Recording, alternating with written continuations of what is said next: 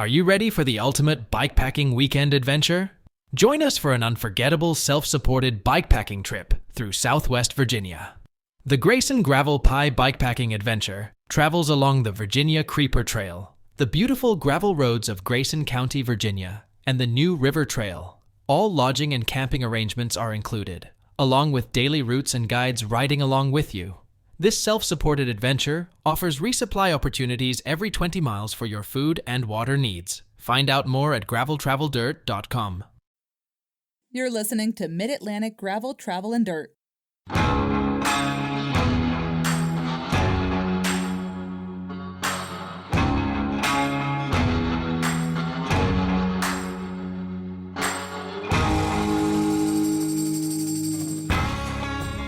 Hi, everybody. I'm Brian. I'm Joey. And I'm Gordon. Folks, this is episode 193 of Mid-Atlantic Gravel, Travel, and Dirt. If you're new here, this is the podcast where we talk about gravel bikes, adventure biking, bike packing, bike camping. Tonight, we're going to talk about playing bikes down in Virginia with Mr. Gordon Wadsworth. If you don't know who this man is, he is the mastermind behind the Appalachian Journey Series. He's an 8-time mountain bike national champion and just legit all-around cool mid-Atlantic bike badass. Welcome to the show, Gordon. I will do my very best to live up to all of that. I'm so thrilled to hang out with you fellas. It is cool. It's cool. Joey's been talking about getting you on the podcast for I don't know how long. It's like, Long time. we need to do this. We need to do this. We need to do this. And finally, the magic has happened. Yeah. You know, I'm a little nervous where we'll go without Jess to rein us in, but we'll do our darndest. It does get a little scary without her here. Yeah. Before we dive into all that, though, I got a little bit of love to give to our friends over at Salt Stick. If you don't know, Salt Stick helps maintain performance by replacing a full spectrum of electrolytes lost through sweat in a form and quantity your body can absorb. And right alongside JoJé Bars brings together the right balance of whole food ingredients for sustainable energy, including optimal levels of healthy fats, carbohydrates, and nut-based proteins. When you jump over to either the Salt Stick website or the JoJé website, when you reach the checkout, because we know that you will, use the code LOVEYOUBUY, take 20% off of all your items. Not to put you on the spot, Gordon, have you ever tried Salt Stick or JoJé? No, but I'm actively sweating, burning calories. I feel like I'm due. Nice. Well, just grab one. I keep mine in the glove box. I keep JoJé in the glove box. No, hydration and nutrition, you cannot take those seriously enough. That's right. And then also the folks over, Philip over at Cut. I say folks, it's Philip over at Cutaway USA. Philip does premium cycling apparel born in the Blue Ridge Mountains. Cutaway is an industry leader using innovative fabrics combined with clean, bold designs. Make sure to visit the Cutaway website at cutawayyusa.com to see all of the cycling goodies. When you reach the checkout there, use the code GTD20, take 20% off of your entire order.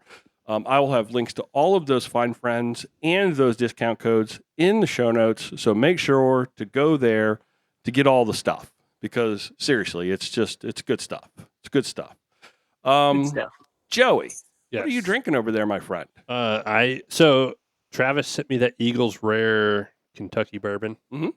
And I just opened it up. Oh, nice. I've been eyeing it for like a year because he got me that last year. Travis has supplied me with so much alcohol, and he said if I open that with Gordon on tonight, it's like Gordon's got to go to Gruss this year. Oh, nice. Soaring Eagles. There Yeah, it is. I love it. Yeah, There it is. You're in for Grusk, whether you like it or not. Done. this stuff Sold. is delicious. I don't know why I waited. Because it's like I was waiting for Travis. Travis, and Special then occasion. I was staring at everything, and it looked good. Special occasion. Travis was going to come to Philly Bike Expo, but he didn't make it. Oh yeah. Gordon, what do you got going on over there? You know, you can judge me. As always, anyone can judge me, but I have a Bush Knob of non-alcoholic Bush that I have cracked. Nice. It's a regular driver around these parts for post rides or just when you just want a little bit of flavor. Except that it's Bush, so it's kind of like a battery-powered leaf blower in the scope of things. It's judgment-free zone over here. Whatever does it. And sometimes it is just nice. You crave that little bit of hops. Yeah. Oh, man. You just Yeah. after that little something, that little bite, And it's nice, especially like, I will say this at the end of like a long ride when you got a long drive ahead of you. Yes, precisely. You can enjoy, partake, be a part of the crowd. If peer pressure is your thing, and then you can still feel free to drive home. Well, I had the shortest drive ever at Unpaved this year, and I drank birch beer the whole time. I didn't have alcohol. I heard about that. 6 in an hour is what I heard. It was small cups. Yeah. You were just soaring on sugar, man. I saw those kids invert you on the keg. That you can't hide from me. Oh God, I would have given money to have had a picture of that. Joey, do we just want to talk? Mom, this guy's doing a cake stand. Let's really quickly, Joey. Last weekend was Philly Bike Expo. We went up there. It was fun. Any highlights for you that you want to? Was that exciting, huh? It was. No, it was exciting. I'm actually bummed. There's a lot of stuff I saw in pictures after that I didn't look at. Like, I should have spent more time on some of these frames. Yeah. But for me, half of it was talking to some shop stuff, some networking. Yeah. Caught up with Freddie from I-9 that I've been meaning to do for a year. For what, the third or fourth year in a row? Yeah, Freddie, Yeah. for the third or fourth year. Freddie's Gordon. great. This is the third. This is like the third or fourth year that I just like how he Joey and Freddie have this conversation about how we're going to do something. We're going to do something, and Yeah. then it's like all the way November rolls around again, and I witness the same conversation all over again. Yeah, I fixed some shop stuff. I got some wheels on the already got wheels on the way. Oh, cool. That was great with Freddie. Talked to him again more today, and Evan up at Nittany. We had a really good talk for a while. Oh yeah. We traded some canoe. Traded those canoe paddles just for some. I didn't trade. I just, yeah. Gordon, you should have seen Joey walking through the convention center in Philadelphia with paddles. Heck yeah. The bunch of canoe paddles. I mean, me and Evan text more about canoe stuff than we do bike stuff. Yeah, that's you guys cool. would have that in common. Yeah. That's so cool. It's cool, and It's like yeah, I got some great shop stuff. Set up some stuff with Rodeo Labs because I got shorted by another metal company for my store. And, Well, yeah. You know what? Yeah. That's okay. You tried really hard to get that brand in the shop. Yeah. And you just kind of kept getting the cold shoulder. Yeah. So you should absolutely. and I was Rodeo pre-shop sale, and now Yeah. I'm Rodeo again. Rodeo Labs, I think, is going to be a nice addition to the shop. I think a lot of people are going to be jazzed and stoked to see those bikes. yeah, the cool bikes. I saw a lot of there was a lot of great stuff there. There's probably a lot of great recaps on every bike website this week. The Radavis, Bike Rumor. Mm-hmm. So yeah, check it out. Yeah. Check it out in person next year if you're close. The highlight of the show for me, Was though, the faux. was the faux was good. We went to this little faux shop, like right next to the convention center. But, really Ooh. being able to see Jess introduce Ian Boswell to Matt Hawkins. Oh my God, yeah. That was just That was, so special. So I hope Jess doesn't actually listen to our episodes, does she? She might get mad at me about that. I think the best thing about Jess, who rides bikes and has done crazy bike rides with me, and God love her for everything with bikes, but she does not know bike parts, which I love. No, I love it. Especially when like she goes up to the Paul Components booth and she's like thought the dropper lever was a bell or like thing, and like I don't know if these people are genuine, like think she's serious. She just doesn't know. Like she's humbled by it all. Yeah. But I think more people need to be open when you don't come up and be like, hey, look at this dumb girl. Like, no, she doesn't know. Like, I feel like people give her the attitude and she wants to know and learn. She is legitimately the most genuine person Yeah. I think that I know. Yeah. And that's what It was fun walking around with her, going to booth to booth. yeah. I bet. Yeah. It Cool. was funny. And seeing like that fresh, like first, I don't know, like it was a refresher. So Gordon, Jess and I both had stickers that we were trying to give away. Most people, it's like, here's a sticker, and they're like, yeah, give me a sticker. Like Right. both of us got turned down at least once from trying to give a sticker to somebody. Rolf Prima guys, that's why you got to go to Freddie at I-9. Yeah, Rolf. like, come on, man, just take the sticker, even if you're just gonna throw it on the floor. Just take the sticker, take it. Yeah. Yeah. I But mean, what is that? Some kind of weird green stance? Like, Yeah. stick it on something. It's green all of a sudden. Like, come on. Yeah, exactly. Was it carbon neutral when it was made? It's like, yeah, it was actually. The company we use is very environmentally Cool. friendly. So, There you go. we hand select our sticker manufacturers, or we just wait for Ted to send them to us for free. yeah, So one of the two. Two things. But yeah, that was my recap. There was a lot of cool stuff. I did a lot of interviews, and Jess did a lot of interviews too. She did great. And what I'm going to do is take those interviews and sort of release them as little one-off mini episodes. Yeah. Just randomly, there's going to be some little thing that's going to pop up in the middle of the week, and it'll be my interview with so-and-so or whatever. Yep. So, Oh, cool. watch out for those that are coming over the next, I don't know, I'll probably time that out and maybe do it over the next couple of months. I don't know. We'll see. Joey, Strava That's Club. cool. Let's do I like Strava that. Club real quick. Yeah, I put a lot of notes for Gordon. Hopefully he's ready. Strava Club. It was actually a low week. We lost one member somehow. Wah, wah. You only needed 108.8 to make the top 100 out of the 877, but we got James O'Brien from Hubert, North Kakalaki with 153.6. Jan Waldron from Richmond, North Carolina with a 112.2, and Uncle Phil Smith from Southern Maryland. His nice. birthday was Saturday Nice. with 115.5. Good job, Phil, Jan, and James. Yeah. Phil's genuinely a great guy. I'm not going to lie. There was two people I picked randomly that I couldn't pronounce their name properly, so instead of butchering it. I do that for you too when I go through and do Yeah. them. If there's a name that's like, woohoo, I don't put it in there for sure. I studied English in college, and I can't read. It doesn't matter. All right. Strava.com/clubs/gravel Travel dirt. All right, let's jump right on in. Gordon, are you ready for this? It's like I have bullet whoa, points Joey, all look, over. I'm looking at the show notes now. Dude's got a legit outline here of things he wants to talk about. He's an English major. The man makes notes. Wow, I'm not gonna let you do show notes anymore. They're bullet points. Okay, Yeah, so let's dive right in. Tell us who is Gordon. Yeah, give us a little bit of the bike background of your life. Oh, cool. Man, what a ride. So I am born and raised in southwestern Virginia, kind of deep in the Appalachian Mountains, and don't come from a family of athletes or bicyclists. The Wadsworths are primarily accountants and such. We like the outdoors, though. So I found riding through my older sister, who came home from college with a super shiny road bike, and up to that point, bikes had just been toys for me. And she kind of opened this world to me, and I dug in with both hands, feet, the whole deal, and worked at a bike shop in high school and middle school and college. I don't think I had a work permit in middle school, but I was there. And really just identified as a bicyclist long before I probably was credibly one.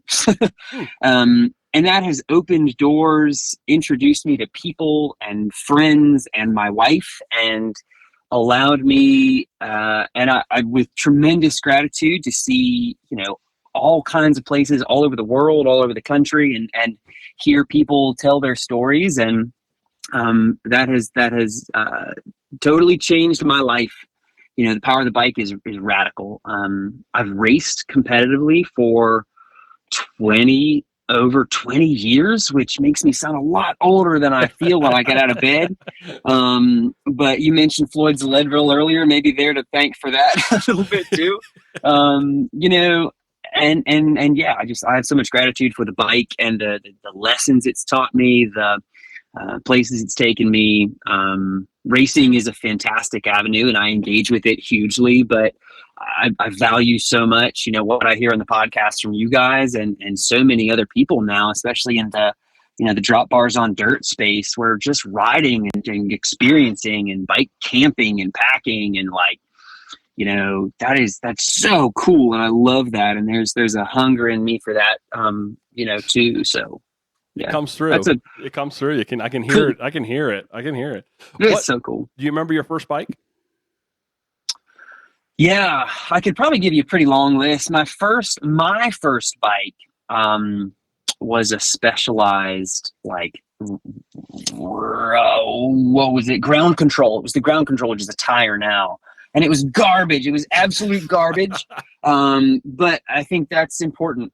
Yeah, I think your first bike should be functional and safe, but absolute trash, because if you jump in with both feet, you're really gonna, you're not gonna miss out on that. Right on. What's a stable look like now? Oh, it's a lot. It's a lot of bikes. It just one found its way to me this week. Now, I mean, we have fortunately now storage space for a fair number of bikes. So I race competitively.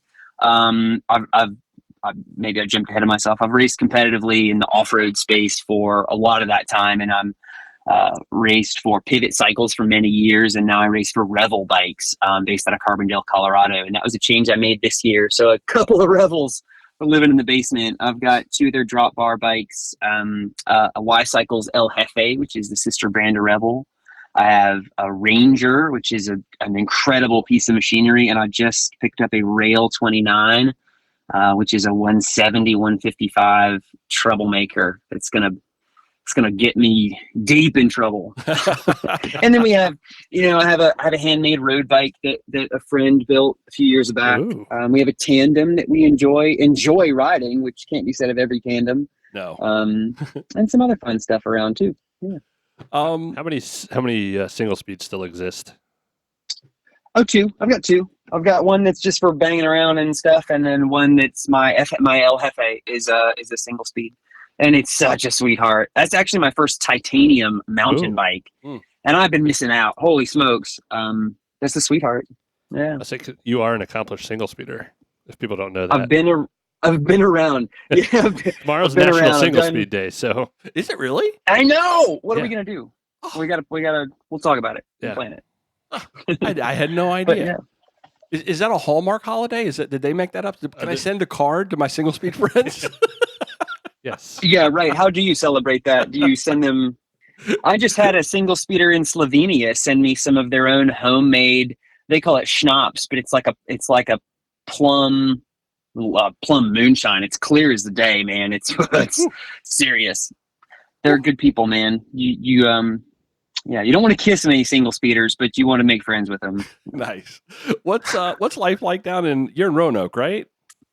We are a little bit southwest of Roanoke in a town called Shawsville, closer to Blacksburg. But Roanoke is home. Yeah, I grew up here. My wife grew up in Floyd County, kind of up the mountain from us. And we love the access to the Blue Ridge. We love a little bit of proximity to, Roanoke is a population center with airport and that sort of thing. But we live on a dirt road in the woods with, we are the only lights around, which I love. Yeah. Oh, that's nice. Yeah. That sounds like living the dream right there, my friend.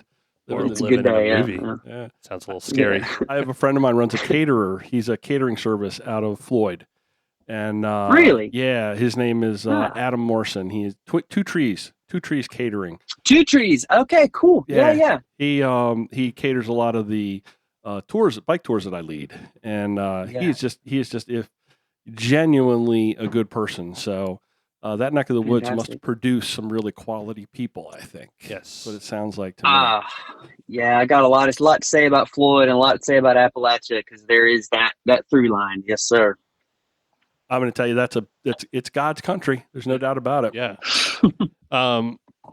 So how do you pull off the mustache so well? Oh, like all good trademarks, it began as a joke. And I kind of wanted to hear Brian's got one on the way if the Strava Club does well enough. Is that the rule? He's catching up on podcasts. It's going backwards now. The Strava Club's going backwards now. So I would do it. I would do it. If people come to the Strava table, I will. It might take me months to do it, but I will definitely. I would hear it. What is it about a mustache that's a threat to you is what I'm curious. I mean, there's worse things. Maybe. Actually, my wife is the biggest threat. She's like, no, that ain't happening. For whatever reason, she's pretty anti. And maybe that's part of me that's like, I actually want the Strava Club to do well so I can have a reason to do it. Have a good reason. Yeah. So I grew mine first. I shaved it for a brief interim. And then I wiped it off in a gap jump crash later. I grew it. I grew it first in 2014, I think. And me and a really dear friend, Barnabas Froistat, and I were going to Utah to race the True Grit, Cimarron Chacon's race. Who's now director at Unpaved. Yeah. And so we grew these mustaches thinking, well, we're going, the Wild West. We got to put a Clint Eastwood up. I guess he doesn't have one, but we got to sort of, Doc Holliday up and really put on a look. And it kind of just became a thing. Like, you and I both had these doofy mustaches, and they do become you or you become them. And, you know, in the winter months, it's great. It's one less like area of coverage. In the summer, it's kind of like a radiator. It like pulls heat off of you, you know, like it's a lifestyle that shouldn't be refused, you know. You pull it off very well. Deserves its chance. It's like your trademark now. It is. I kind of got a bone to pick with Payson McKelvin about that. He's owned it in a way that really it's shared, Payson. It's just shared. Well, I'm worried that the no teeth thing will become my trade. I don't want that trademark. Maybe in the mountain biker scene. Yeah, I need to get my teeth back. I'm working on it. It's a long road to get your teeth back. Yeah. So what's it? We talked speaking of teeth and stuff and eating. You're gonna So what were you gonna ask? Oh, I was gonna go actually to the next one down. Yeah. We're going off of Joey's list, but you know we talk so much about the bike side of life. What's a day off of the bike look like for you? Oh, you know, the bike is such a through line for me in so many things. So not a lot of days don't have the bike, but right on. I work full time as well at a company called Bike Flights that does bicycle shipping. I'm in charge of the customer experience there, so I do a lot in a given day with that. We also, you know, I work really closely with our local NICA team. I head up our race club and do a lot with that. And we're going through a lot of changes. So right now there's a lot of organizational conversation there. But I love living in the woods. So I'm cutting wood with my chainsaw or splitting wood or moving hay around or just doing as much of that as I can. I think too that it's a real priority of mine to try and do something nice for somebody every day, whether that's my wife or folks near the farm or the kids, or like, I think that's another thing that like every day you should try and do something nice for somebody else. So if I get towards the end of the day and I haven't done something nice for somebody else, I better get looking. That's a great little thing to like, to keep in your mind. It's a mindset. Yeah. Then and you don't ever feel worse. That's the thing. Like, there's not a lot of things in life that you can do or come across that like are just a net positive, but that is one, man. There's no downside unless you're trying to give stickers away, apparently, to the Rolf booth, in which case you're SOL. But I would have hit the applause button here on the soundboard, but every time I do that, I get a dirty look from Joey, so I'm not allowed to use the soundboard things anymore. Yeah, I'm a cheesy guy, but that's too cheese, huh? Yeah. No, that's a good thing to live by. Yeah, it is. That's a mindset. It's a mindset. We just got this whole random list of things. Yeah. What's your favorite food to pack on the bike? I'm sorry, Joe. Are you getting ready to ask them that? No. Okay. Oh, we're approaching the season for my favorite food, fellas. A Claxton fruitcake. What the heck is that? What is that? Yeah, it is a veritable log of fruitcake, and they must never go bad, but they don't hang around long enough here. I picked one up a few years ago at a training camp. They're just like the ones in line at the grocery store that they pull in seasonally, and they're like, "Here's the fruitcake. Get it? It's funny." You're the guy that eats those? You see them in the colored boxes? Oh man, you will be too. Listen to this. Calorically, they are like dense. So it doesn't take much, just a little nibble to kind of keep you going. A Claxton fruitcake and a flask of bourbon, and you don't have to stop ever. You just keep going. All right, I'm gonna try fruitcake. I'm gonna give it a shot. My only caution, my word of caution, having been there, is you do want to limit the intake, because it goes in a certain consistency and thickness, and it pretty much stays that way. So you want to kind of moderate your Claxton fruitcake consumption, lest you be in distress. Joey, this could be a key for you. This could be something that solves your world's problem. Oh yeah, it could be medicine. I like that. I feel like you could build a house out of these things. Yes, I almost called it a piling. It's definitely a hardy substance. It's a cinder block. Oh my God! Fantastic. Though, I have to also amend to say that the boozy whoopie pies and the regular whoopie pies this year are an unpaved delicacy I could pack a Nittany bag full of those, oof, I'd be there. I have 2 left in my freezer. You really? Oh yeah. Oh, you lucky dog. I hoarded those things. I like traded beer tickets for those. I didn't drink my beer, so There's this secret Miller Center economy taking yeah. place You there. like had an underground thing going on then. I ended up with like, I don't know if I said it, and I like, between the amount of bikes I fixed and people coming up to me, I had like over 12 or 10 beer tickets. And I wasn't giving you any more. I know I saw people kept coming up to me trying to give me more beer tickets, and Joey at one point was like, "No, not anymore for Stop. Brian. No, I'm not Cut even them off. drinking Cut them any." off.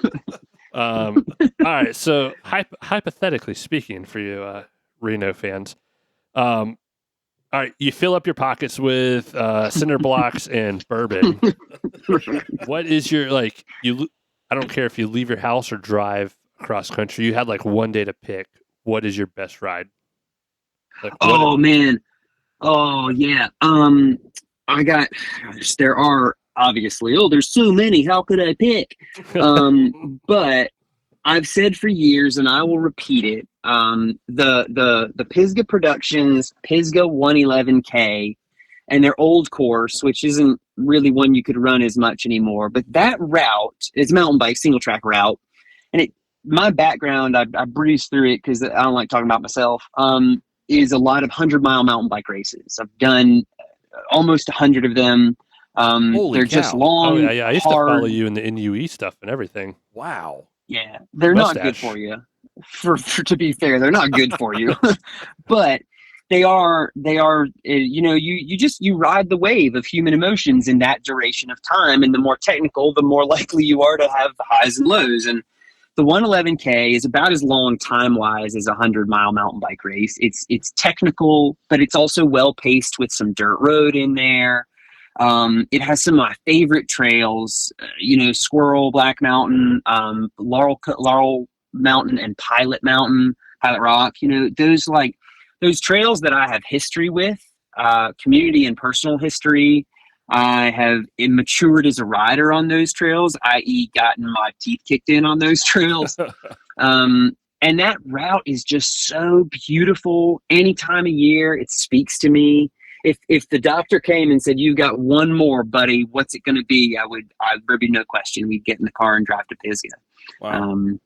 Yeah, I have tons of routes that I could talk about, but if that were the case, yeah, that just speaks to me. We have a couple in Floyd, in our neck of the woods too, that are pretty special, but that one's I got history with that one. Nice. I think that's a good answer. That's an endorsement right there. Yeah. That's an endorsement. Yeah. So. Our friend Larry just left from down there today or yesterday. Yeah, that's right. Larry was down there. Good time. But all right, so before we're going to run into your events and stuff, we talked about your Revel. You're a big. Oh yeah. What else do you run? So you have your Revel. You're a 9.9 guy too, and Wolf Tooth and everything, right? All of that. I've raced for I-9 since 2006. Wow. Which is, again, That's awesome. they were not as good back then, but they were on to something. And now they're incredible. And the team down there, you mentioned Freddie. Freddie's a lifesaver for me on occasion. They're just good. They're just good people thinking about stuff different and doing it very well and supporting it in such a kind and caring way. They're fantastic. Yeah. The crew down there is awesome. Nice. They're solid. Nice. Yeah. Nice. I think that, I just had like a list run of stuff to go down. I didn't want to forget the single speed and your long distance mountain biking. But yeah, it's been very humbling so far. Let's talk about Appalachian Journey. Yeah. Cool. So we have the wilderness coming up this weekend. But for folks like my employee, Chris, that I was showing your website to the last couple of days, if you could just kind of break things down from your different events, because they all look so cool. Yeah, man. I want him to come out with me in April. Yeah, you guys should. We'll make that happen. Yeah, the genesis, kind of, if you will, of our events is, one, we live in an area of the world that's extremely blessed with a huge range of dirt surfaces. I don't identify as a gravel racer necessarily. I'm thrilled to do it. I love sharing miles with people, and there's a lot of that in gravel. But the genesis of that is that we we find, gravel riding is such this intersection of like old school mountain biking and the fun of community and shared triumph and experience and all these cool things without sort of that technical barrier to entry. So, I hear from people all the time that, their first bike as an adult is a gravel bike. And, maybe that's because they read it in GQ or Men's Health or whatever. Like that's where they came to. It doesn't matter to me, but that's their first bike is so cool. And I think that there is this ease of access to community, enough of that shared sense of accomplishment in gravel riding and dirt road riding that is really fascinating. So when my wife Emily and I set out to kind of blueprint what we wanted to share on the event space, because to me events should be that. They should be, money making ventures is for lifetime. I'll leave that to them. They're better at it anyhow. But sharing this sort of curated experience is close to my heart, right? I used to, in the Pisgah Forest and here in the George Washington and Jefferson, to guide mountain bike trips. And that's such an enriching, again, mutually beneficial kind of experience to share something that you can craft that shows a piece of you and a piece of your world and allows people sort of to have a different new experience. That's kind of what we wanted to do. We knew we wanted to do it in a way that enriched our community in a big way, because I have been to events where, the community just gets dumped on and not all of them like it. And you can play that game and fight that battle, but I don't want to, especially because our two communities where we host our two rides are really unique and special. So we knew we wanted to focus on curated shared experience. We knew we wanted to be approachable and affordable, which I think is extremely important. Mm-hmm. I think that's an understated need in cycling in general, but especially in the event space, right? $200 is a lot of money, yeah. Especially since it doesn't end there. We all know that, right? That's the cheap part of most stuff. Yep. Yeah, it's the entry, right? Yeah, you're right, man. As we finish wrapping up talking about industry nine wheels, they're worth every penny, but they are worth many pennies. Yeah, so those are kind of some of the priorities like swirling around in our soup that we wanted to put together. Another one of those was that we live, my wife is from Floyd County, Virginia, and I grew up going up there with regularity. It is a super unique, fairly isolated, high altitude plateau with some really amazing history that has built this group of artists and outdoors people and, just this incredible environment. They're kind of at the intersection of the Blue Ridge Parkway and what's called the Crooked Road, which is a bluegrass heritage trail, basically. And they have amazing music. They have incredible art. They have fantastic crafts people in like the food space, in the equipment and daily farm use space. They just have this amazing community that we wanted to share. They also, of the 600, I think, and 30 miles of road within the county, 340 are dirt. Wow. Miles. So there's this incredible density of rural road. And it matches in many senses what the sort of gravel rider thinks of as gravel, right? Generally hard packed, mostly state maintained dirt roads. So it is that approachable, topography. With the journey, a big priority of ours, we do two events, a spring event called the Appalachian Journey. That's kind of our big dog. And then we do one in the fall called the Appalachian Mountaineer, and we'll hit that here in a second. But the journey is unique in that, again, it's affordable. We have 3 different distances, a 30, a 65, and a 110. And the 110 we call the long doggy. And it's a partner format. I'll tell you the story about long doggy when we're off air. It's pretty fun. But it's a great inside joke for that one. But the cool thing about the journey is we knew we wanted to make a thing that was bigger than ourselves. Cycling has a tendency to be this incredibly individual at times very selfish, especially if you're an athlete, endeavor, right? You compromise and you say, no, I can't go do this thing with other people. I have to ride, or many of us do that. And so we stole or borrowed from the mountain bike stage racing background that my wife and I both have, where you are required to ride with a partner the whole time. It's not a relay. It's not a sort of lap thing where you trade off. It is, you are riding with your partner, you stay within a given time limit of each other, and you complete the course together. Cool. And that has been, in mountain bike stage racing, oh man, it's so cool. I could gush about it. In mountain bike stage racing, it's as much a safety measure as anything, because those go to some wild, scary backcountry places. And I've done those all over the world. I mean, in South America and Africa and New Zealand and several places in Europe. And that format requires you to think and be bigger than just you. Especially if you do it in a mixed gender sense, or in any sense where you have a stronger and a weaker rider.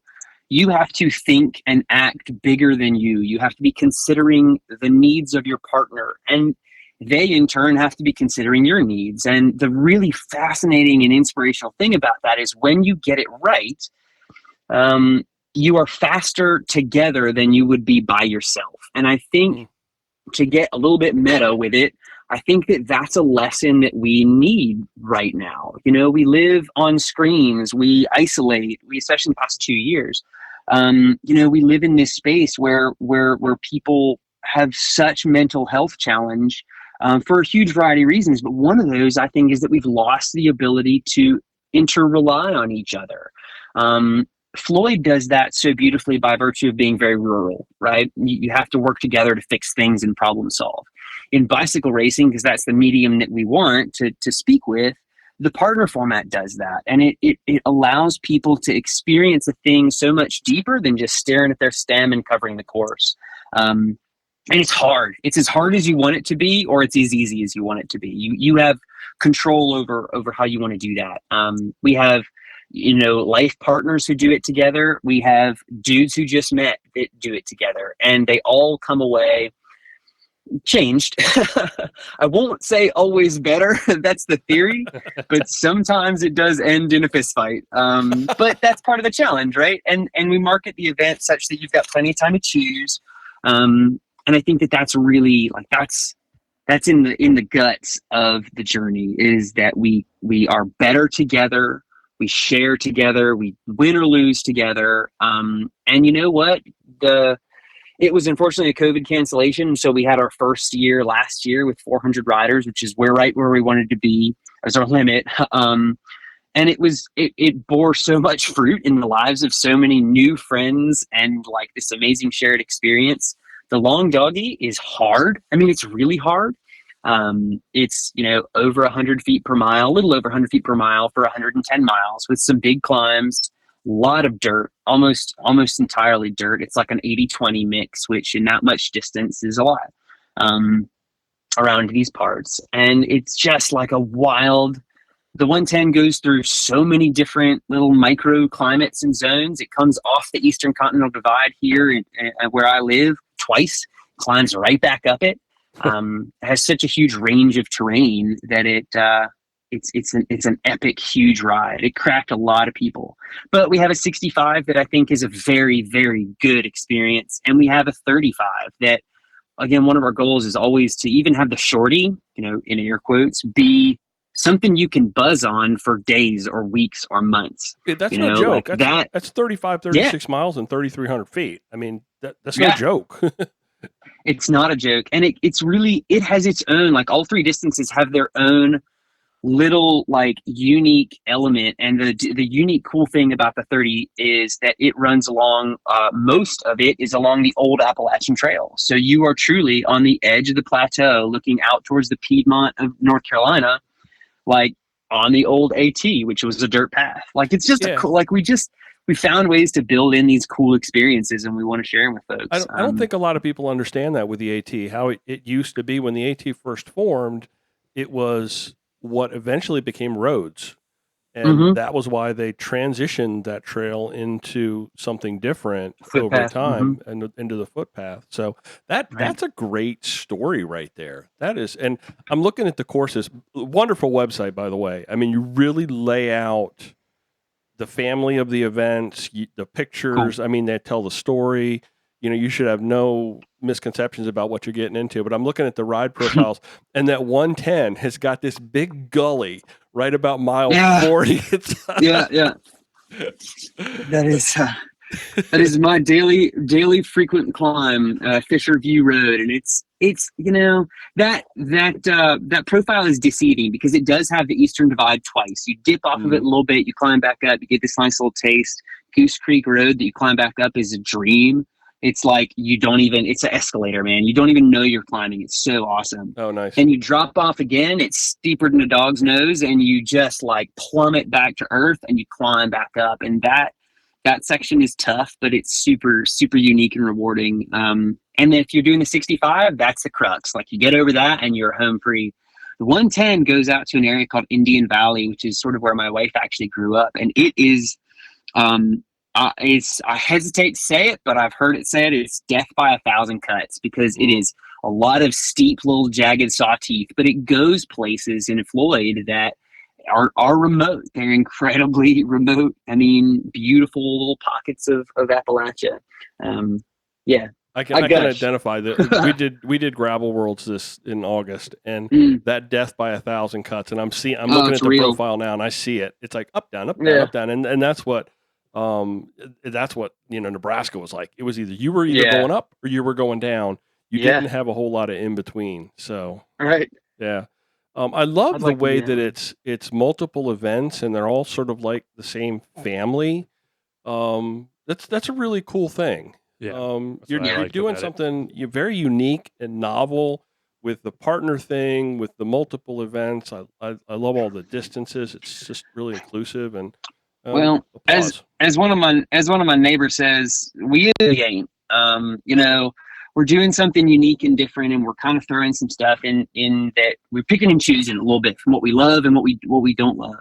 We're leaving that out. We do a fall event as well called the Appalachian Mountaineers this weekend, actually, in Newcastle, Virginia, and it could not be more different, even though they are, they're sisters of each other. But the Mountaineer is where the journey is partners. It is county roads. It is sort of endurance driven. It is this beautiful, wonderful community gathering. The Mountaineer is remote and rugged, and the distances aren't that intimidating, but segments of the terrain are pretty gnarly. It's forest roads. It's solo, so there's no team component.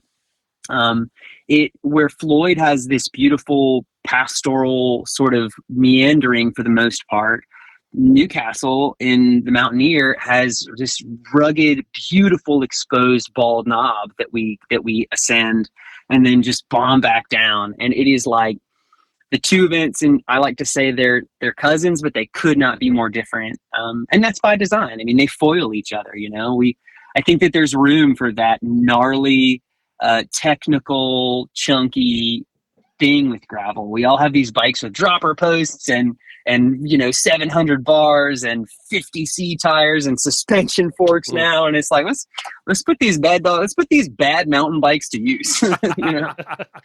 I'm looking at the profiles for Mountaineer for this weekend now, and it's so fun. You can see the yin and the yang thing going on here, because where like you described for the journey, it was that death by 1,000 cuts. You've got this nice sort of mellow, kind of like adventure, and then bam, here is this like climb and descent, and it looks like on all of them it's like this, you ride up to that that final thing is the big climb and the descent, and then it's that celebration at the end. So those are cool. It's definitely couldn't be two more different profiles in that sense. It's fun, and I love the people that we have that come and do both, because this will be the third year of the Mountaineer. We've had a fair number of people do both, and they like, it resonates in two totally different ways. And, you know, springtime, like a good endurance challenge is great. In the fall, you just want to get rad with your friends, you know? Yeah. So we have, you know, a bunch of campfires, and we have live music at the Mountaineer that's really, really good. And we just dig in, man. I mean, that's what we always want to do, you know, with events, is create this fun, affordable, effective, memorable, challenging, like, experience for people. And I love it. I mean, we've got folks that come from all over now, and we had a guy in Ohio who's like, I built this bike just for the Mountaineer, man. And it's like, that's Oh, hell yeah. that's good. Yeah. I love that. I love being inspiration for that. Yeah. You know, I think gravel, I mean, I used to do the big road events, like I do Blood, Sweat, and Gears down in Boone Cool. and Banner Elk, and Hell yeah. you know, but it always felt like, you know, when the event, when you cross that finish line, it's like, here's your slice of pizza. Oh, maybe you'll have a beer, and then you're loading up the car and you're out. Whereas gravel, like you just described, you got, you know, bonfires and campfires and camping and music, and people get to sort of relive that shared experience. That time. And that, for me, I know gravel is, you know, a lot of different things to a lot of different people, but for me, I think that is the component of it that keeps me wanting to come back to the next event, to the next thing, is that shared experience. So.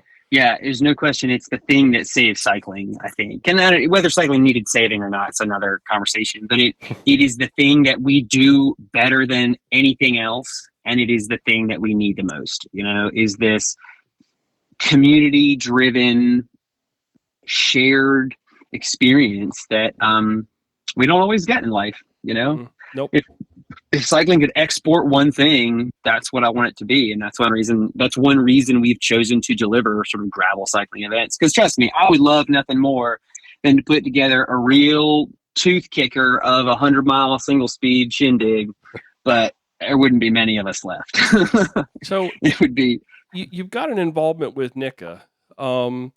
So is there any way, because I don't have kids, so, you know, it's not a world that I move in. I'm not really a mountain biker. My hands have decided that for me.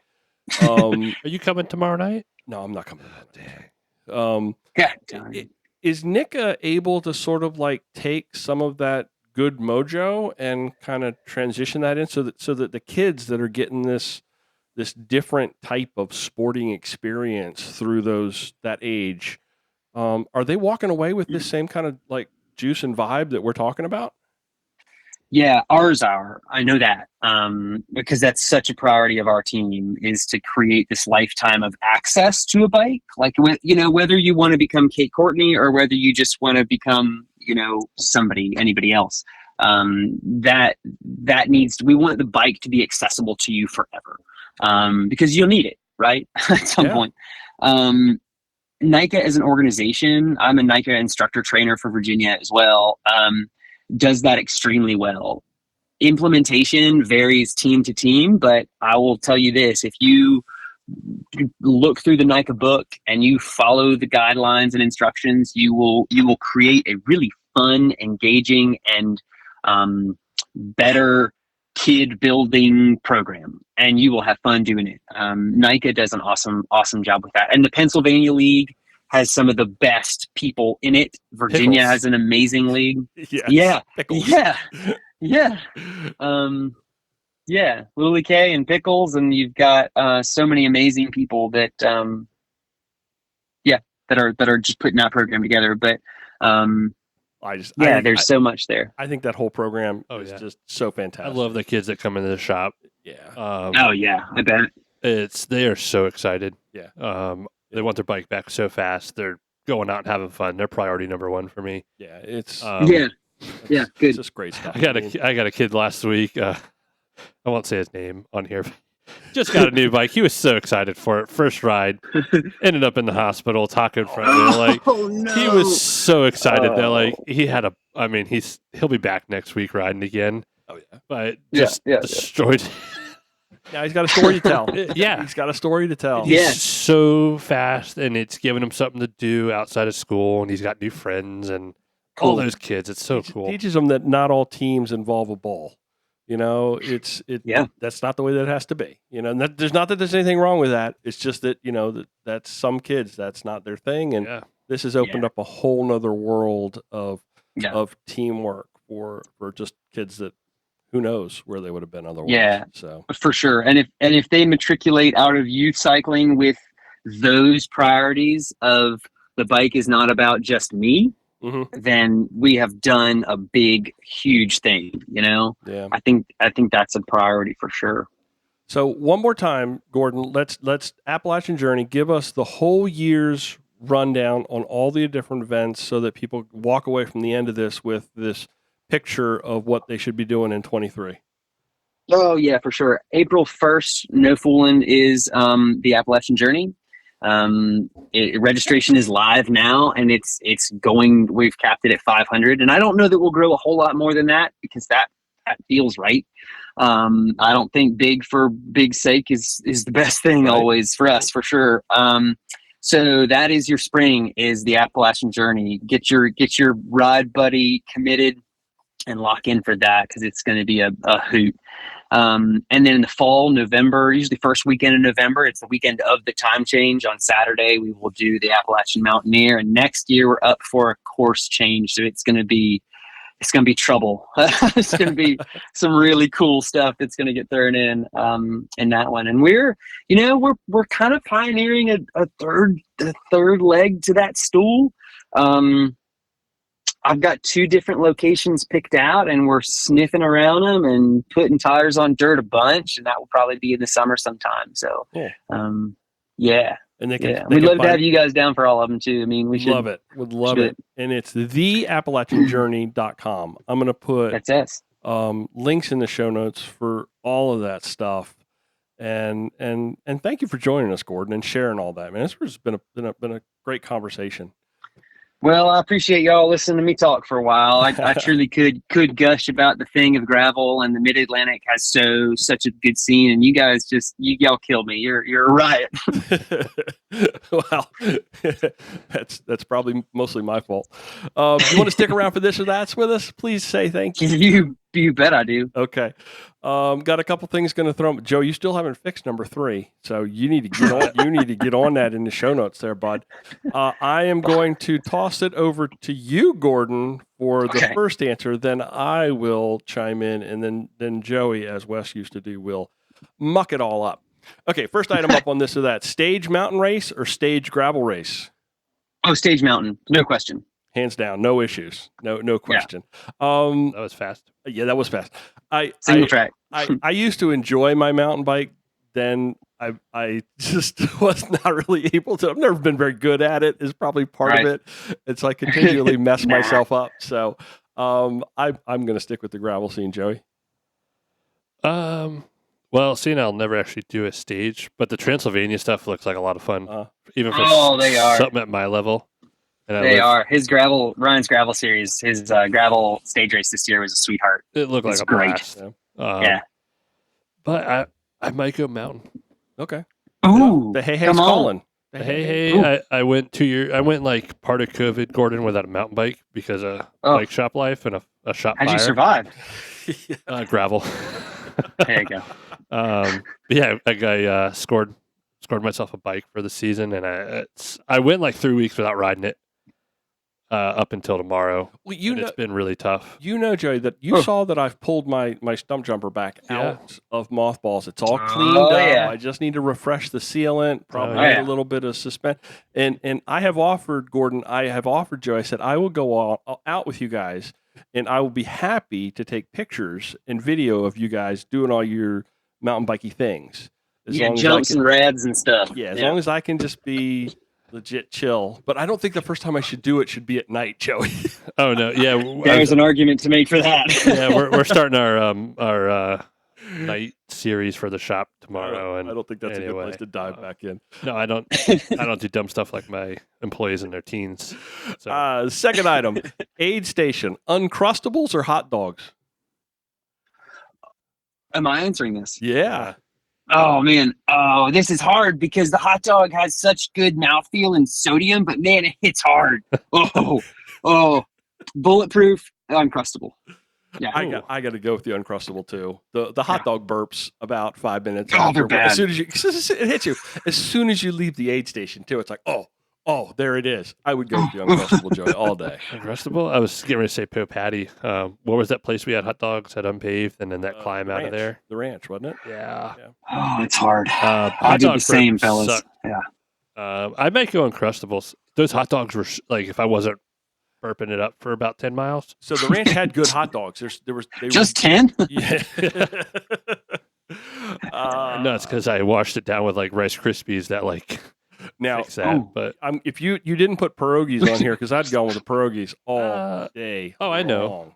All day long. Yeah. And potatoes have become my mid-ride fuel of choice. Find me some good They're good. gas station, liquor store fried potatoes. Hard to beat.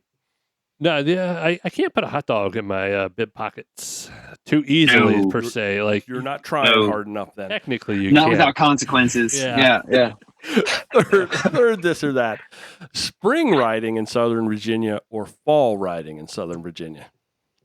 Oh, spring because I need it more. Oh man, I need it.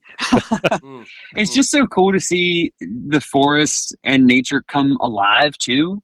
And the roads tend to be better. They get a big service around here in like February, March. Ooh. So stuff's settled and it's packed and it's fast. And that's one reason we do the journey then. But man, autumn is so beautiful.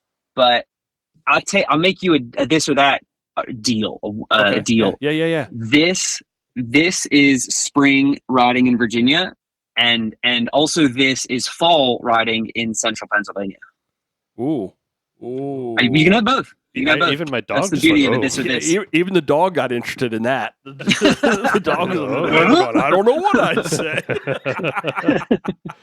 I think it comes down to, I dig what you're saying with the spring, man. You just need that bust out, and then when nature's busting out with you too. So everybody is like, at the same time, we're all like celebrating that we've gotten through this last dark period of whatever. Yes. But I really dig the fall scene simply because I feel like sometimes in the season you're like working towards something. You're working toward an A race or you're working towards something, and then all of a sudden fall comes and the schedule gets softer, and you just get back to the love of the bike. Yeah. There's something about that. So, if gun to my head, if I had to pick one or the other, I love the idea of the spring, the busting out.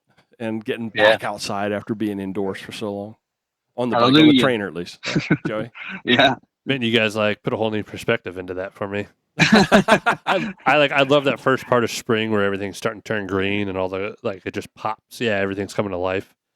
But I do love the foliage. I would the only time we've ever actually done that where I would say both. Yeah. That's a hard choice. Central Pennsylvania in the fall, and it's our podcast, Joey. We can do whatever we want. We can all get the out, and we can all just say both. I know there's rules on the wall. No, there's no rules. No rules, just right. I'll get a copyright ping for that. Last item on this and that, and this was from our conversation earlier: 80s music or today's newgrass? Oh man, I want Alice Cooper on the jaw harp for 800. winner right there. There are some really good newgrass covers of especially hip hop music, which will change you. Oh yeah, absolutely. There's no doubt about that. Give me a little Billy Strings with some heavy metal bluegrass. Yes. Yes, I'll go there all day long. Snoop Dogg done by the Everlys, I'm there. Bring it. Yeah, I almost feel like Billy Strings kind of brings the 80s and today's newgrass together into one you're not wrong.